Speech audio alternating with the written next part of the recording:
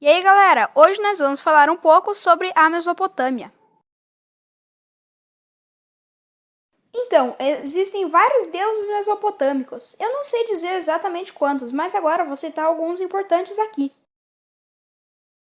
Este é Anu, o deus da justiça para os mesopotâmicos. Essa é Ishtar, a deusa do amor.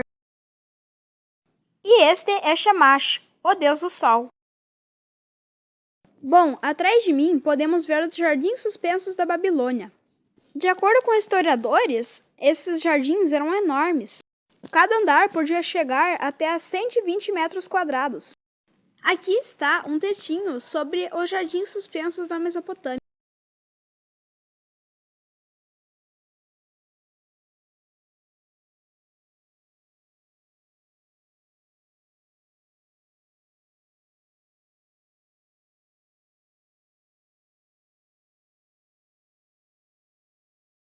Um pouco sobre as cidades-estado.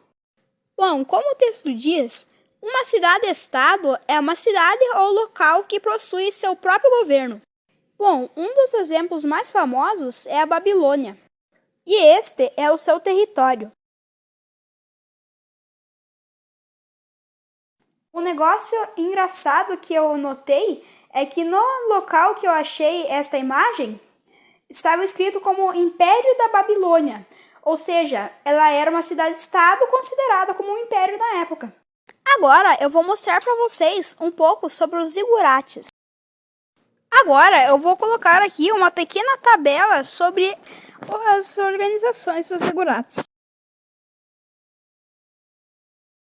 Mas estamos falando da Mesopotâmia há muito tempo. Mas então, como ela surgiu e como ela sumiu? Bom, antes de começar, é melhor destacarmos que Mesos significa entre e Pótamos significa rios. Ou seja, Mesopotâmia significa civilização entre rios. Ou seja, a Mesopotâmia se desenvolveu ao lado de rios, assim formando essa grande civilização. E foram derrubados pelos persas em 539 a.C.